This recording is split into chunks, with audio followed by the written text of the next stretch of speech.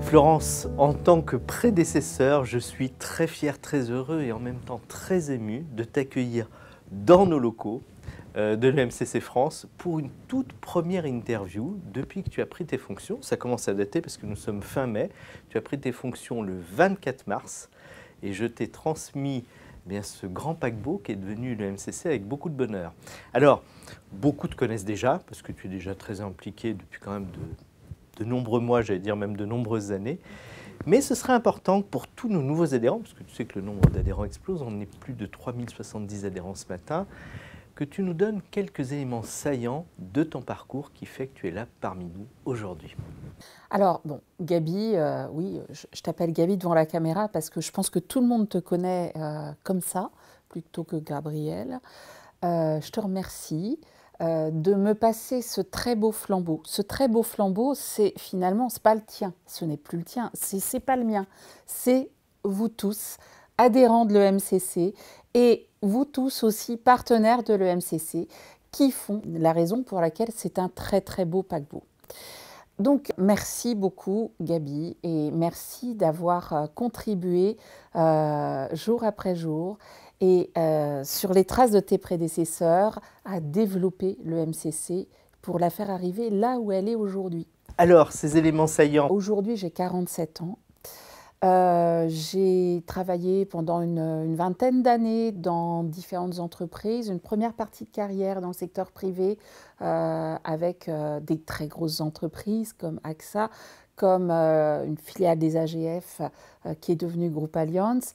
Mais aussi, je suis passée par de la start-up, je suis passée aussi par des expériences de consultants-chercheurs sur l'innovation qui étaient absolument passionnante. Et c'est d'ailleurs sur cette base que j'ai eu envie de me reconvertir au coaching parce que le questionnement, l'appropriation me semble être un vecteur de croissance et de dynamique fondamentaux.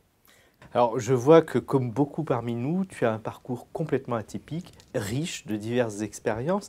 Est-ce que tu peux nous dire, à travers toutes ces expériences que tu as faites, ce qui teinte ta posture de coach aujourd'hui en 2021? Qu'est-ce qui est un peu ton marqueur? Qu'est-ce qui fait ta spécificité, puisqu'on est tous uniques finalement? Ce qui fait ma spécificité, ça emprunte pas uniquement à mon parcours professionnel. Disons que je suis venue au monde, j'ai grandi dans une famille multiculturelle, internationale, avec de nombreuses incursions dans ce qui était à l'époque le bloc de l'Est, les pays de l'Est. Je suis d'ascendance slovaque, tchécoslovaque,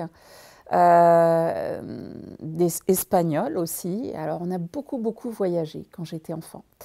Ensuite, dans cette première partie de carrière, j'ai été sur des expériences très internationales, en France, en Grande-Bretagne, en Allemagne, au Japon aussi. Et tout ça a forgé chez moi un fondamental qui est l'ouverture, qui est d'ailleurs une des raisons pour lesquelles j'ai rejoint le MCC. Oui, c'est vrai que c'est une valeur forte chez nous, l'ouverture sur l'international, sur la diversité des pratiques aussi. Alors, tu es particulièrement engagé. Est-ce que tu peux me dire finalement quel est le regard que tu portes sur ce métier en 2021? Qu'est-ce qu'il y a de saillant dans notre métier ou qu'est-ce qu'il y a de plus essentiel dans notre métier en 2021? Je l'appelle de mes voeux sortir, j'espère, de la situation sanitaire relative au Covid-19. On ne sait même pas si on est dans le fameux monde d'après. On sait simplement que les choses ont bougé, les choses sont en train de bouger. Il y a des mouvements de convection dans notre société qui sont extrêmement importants, y compris dans le domaine de l'entreprise. On parle de relocalisation, de digitalisation, de réhumanisation, c'est-à-dire des flux qui vont un petit peu dans tous les sens finalement. Voilà.